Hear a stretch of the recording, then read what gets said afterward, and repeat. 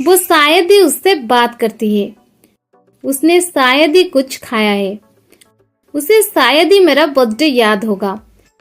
Guys, इस प्रकार के सेंटेंसेस को हम हमारे डे टू डे लाइफ में बहुत यूज करते हैं। इस प्रकार के सेंटेंसेस को हम इंग्लिश में कैसे कहेंगे, इसके लिए कौन से स्ट्रक्चर की यूज करेंगे, आज के इस वीडियो में हम सीखने वाले हैं।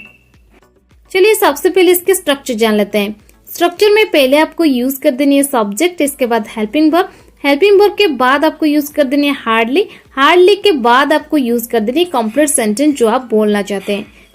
चलिए कुछ एग्जांपल्स लेते हैं ताकि आपको ये स्ट्रक्चर और भी अच्छे से क्लियर हो जाए। उसे शायद ही मेरा बर्थडे याद होगा। He would hardly remember my birthday. He would hardly remember my birthday. वो शायद ही अपने घर वालों की बात सुनता है। He hardly listened to his family. He hardly listened to his family.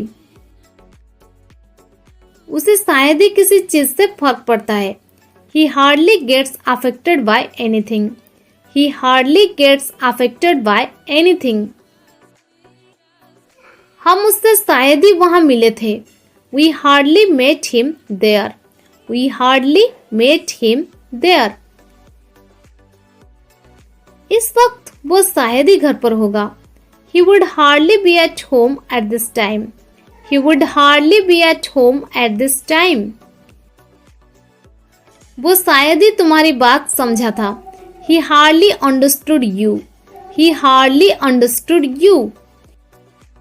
मैं शायद ही वहां जाऊंगा।